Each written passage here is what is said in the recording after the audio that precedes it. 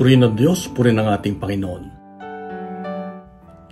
Naranasan mo na ba yung masyado kang abala sa buong araw, pero parang wala lang? Buhay ka, pero parang ang puso mo ay tulog, malayo ang puso mo sa mga ginagawa mo.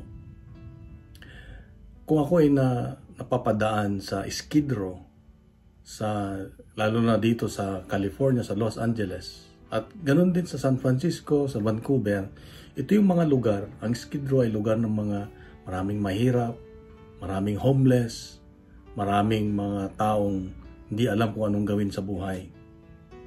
At dito, habang pinagmamasdan ko sila, ay kitang-kita ko na patuloy silang gumagawa ng paraan para masumpungan ang hinahanap nilang kaligayahan at para takasan ang kanilang problema. Kaya nga, ang buhay nila ay walang katahimikan. Ang buhay nila ay laging may kulang. Kaya dito, makita natin na ang taong hindi nakaangkla ang kanyang buhay sa Diyos ay walang magandang patutunguhan at hindi niya mararanasan ang tunay na kaganapan sa buhay. At may mga tao rin, katulad ko kung minsan, ay naapektuhan ng mga stress sa buhay.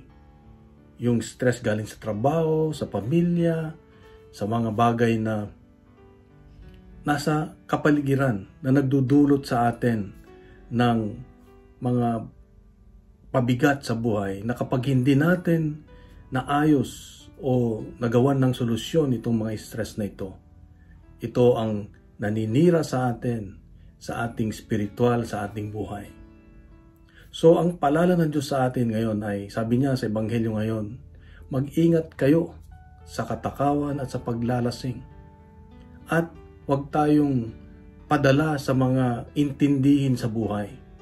Dahil itong mga bagay na ito ito yung nagiging dahilan kung bakit nawawala tayo. Ang puso natin ay natutulog kumbaga. Wala ang presensya ng Diyos. So ang paalala ng Diyos sa atin ay panatilihin natin ang magandang relasyon, personal na relasyon sa Diyos, upang manatili siya sa atin. Yung kanyang presensya ang magbibigay lang sa atin ng tunay na kaganapan sa buhay. At hindi lang yon, kung ating ipinagkakatiwala, isinusuko ang lahat sa Kanya. Yung mga alalahanin natin sa buhay, yung mga stress natin, yung mga hinahanap natin, ay siguradong tayo ay sasamahan ng Diyos. Lalo na kung hihingin natin ito sa isang panalangin, dahil ang panalangin ay siya ang lakas ng ating kaluluwa.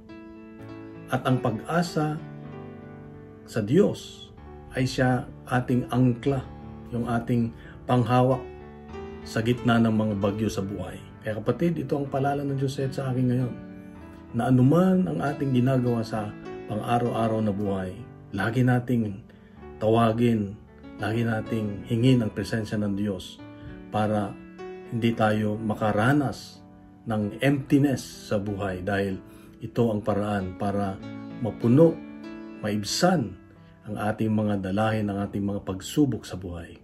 Tanging sa Diyos lamang, dahil sinabi nga niya, kung wala ako sa iyong buhay, wala kang magagawa. Kung nagustuhan po natin ang ating reflection ngayon, ay bahagi natin sa social media at gawin nating viral ang salita ng Diyos.